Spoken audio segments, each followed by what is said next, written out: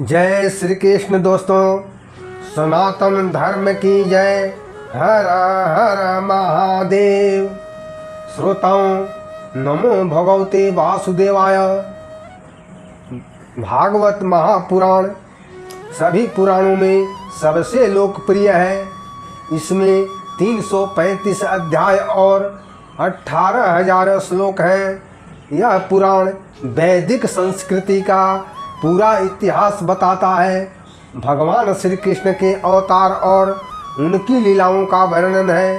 भागवत पुराण में वेदों, उपनिषदों और दर्शन शास्त्र के रहस्य को सहजता पूर्वक निरूपित किया गया है।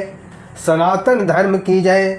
धर्म प्रेमी बंधुओं, मैं पंडित गोपाल जी तिवारी सत्य सनातन ज्ञान संगम चैनल पर भगवान श्री कृष्ण के चरणों में नमन करते हुए सभी धर्म प्रेमी बंधुओं का स्वागत करता हूँ।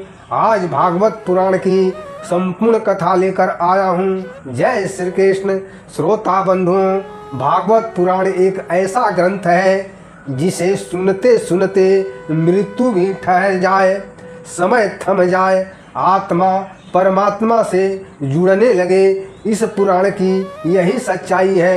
यह पुराण सनातन संस्कृति का वह रत्न है जो एक ग्रंथ ही नहीं, एक जीवित अनुभव है।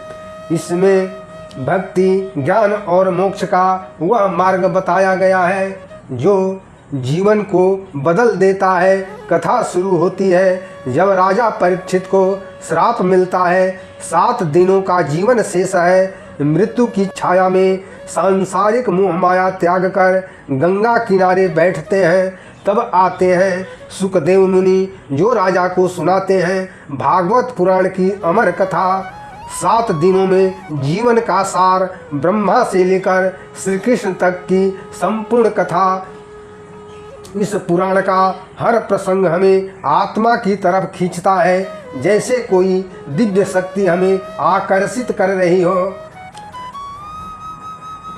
अध्याय 1 यानी स्कंध 1 श्रीमद् भागवत पुराण के पहले अध्याय में ग्रंथ की भूमिका जो इसकी गहराई को दर्शाता है और पाठक को भीतर तक झकझोर देने वाले प्रश्नों के साथ कथा के महत्व को बताता है।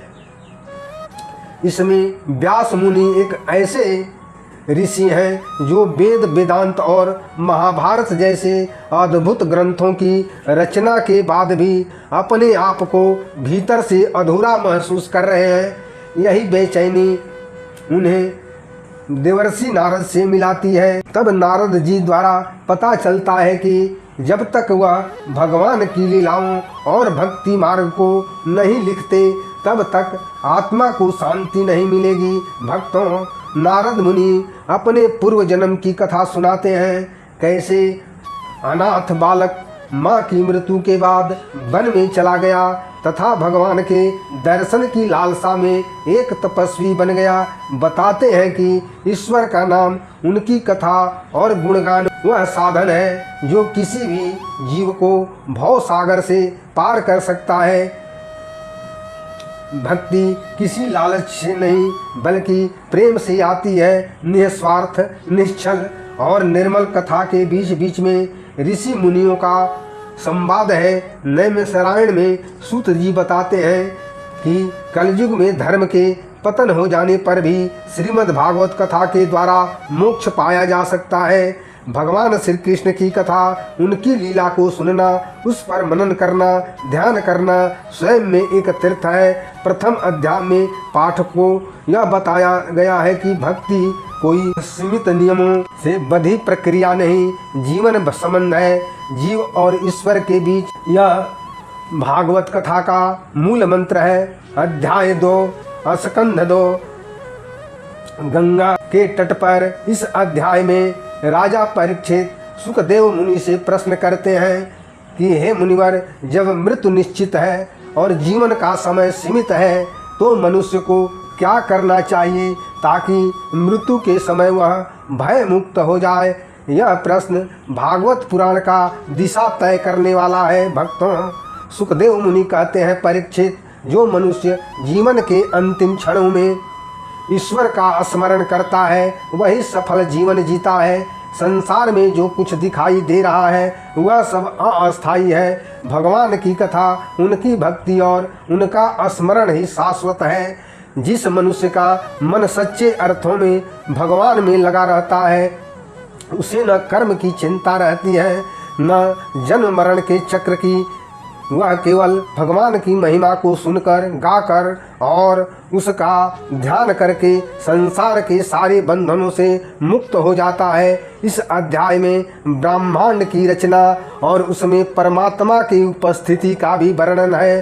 श्रोता बंधुओं, भगवान की महिमा इतनी व्यापक है कि पूरा विश्व उनका एक अंश मात्र है। देवता, ग्रह, लोक और यहाँ तक कि समय भी सब उन्हीं से उत्पन्न हुआ है और अंत में उन्हीं में विलीन हो जाता है। दोस्तों, यदि किसी मनुष्य के जीवन का एक ही क्षण शेष हो तब भी वह एक क्षण में भगवान का नाम लेकर मुक्त हो जाता है। यह अनुभव की गहराई है। अर्थात मनुष्य का समय सीमित है परंतु उस सीमित समय में भी ईश्वर को प्राप्त कर लेता है। अध्याय 3 तीसरा स्कंध में जीवन, ब्रह्मांड और चेतना के रहस्य और भी गहराई में जानी जाती है। यहाँ विदुर जी और मैत्रेय ऋषि का संवाद भागवत के दर्शन को एक और आयाम देता है। विदुर ब्रह्मांड की उत्पत्ति, भगवान की लीला और जीव की प्रकृति के बारे में प्रश्न करते हैं।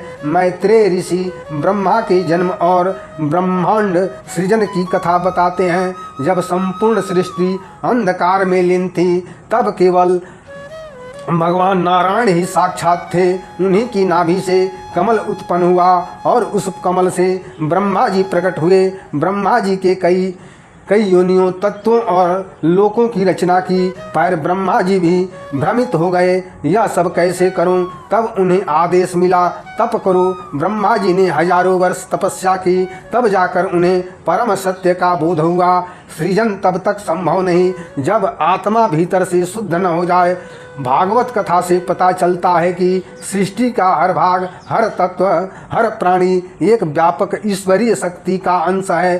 तीसरे स्कंध में भगवान के 12 अवतार की कथा आती है। जब पृथ्वी राक्षस हिरण्याक्ष का द्वारा पाताल में छुपा दी जाती है, भगवान बराह रूप में प्रकट होकर पृथ्वी का उद्धार करते हैं। इससे ज्ञात होता है कि जब भी अधर्म पृथ्वी को डूबोने का प्रयास करता है तब भगवान किसी न किसी रूप में आकर संतुलन स्थापित करते हैं। इसके आगे कपिल मुनि और देवहूति की कथा आती है जो सांख्य शास्त्र के ज्ञान को प्रकट करेगी।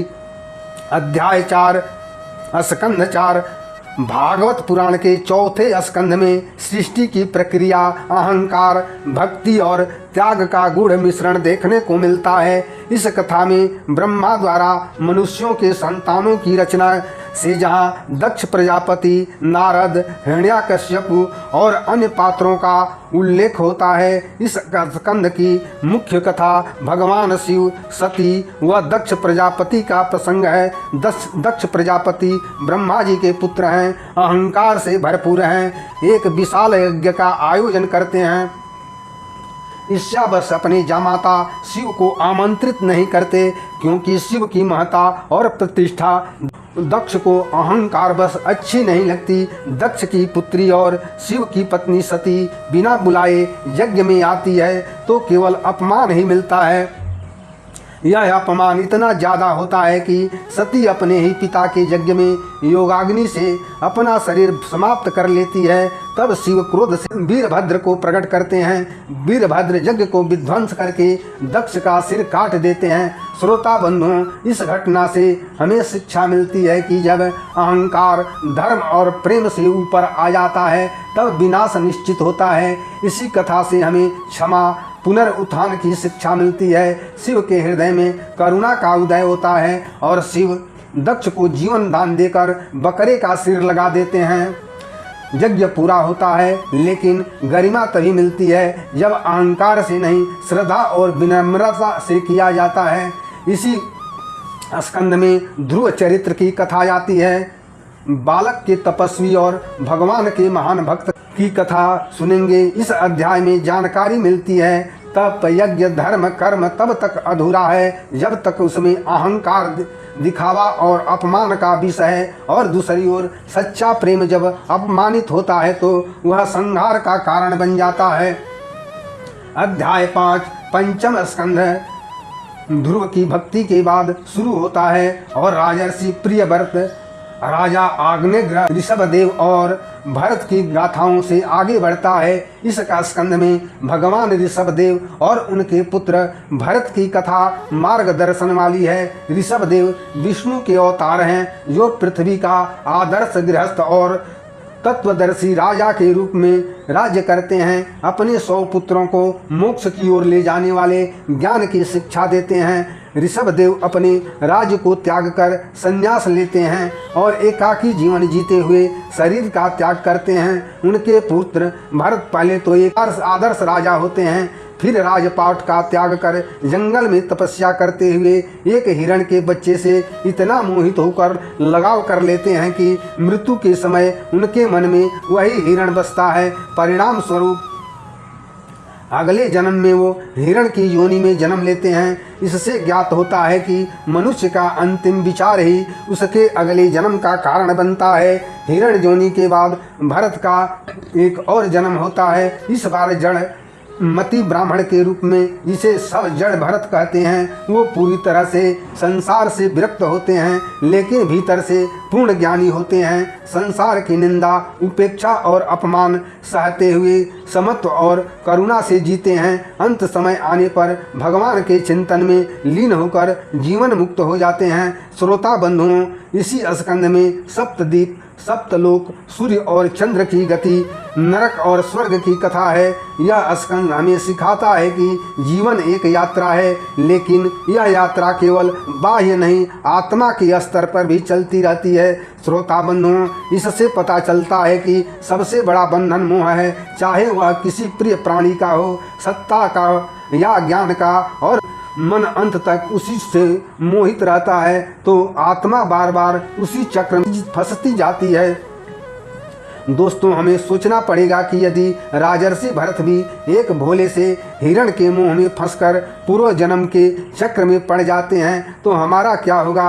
हम तो दिन रात मोह की माया में उलझे रहते हैं। यह प्रश्न केवल ज्ञान नहीं, एक चेतावनी है कि जीवन के अंतिम घड़ी में हमें केवल भगवान का चिंतन करना होगा। अध्याय 6 स्कंद 6 श्रोताओं, इस स्कंद में हमें बताया गया है कि मनुष्य जब पथभ्रष्ट हो जाता है तो उसे आत्मा की शुद्धि के लिए कौन सा मार्ग अपनाना चाहिए।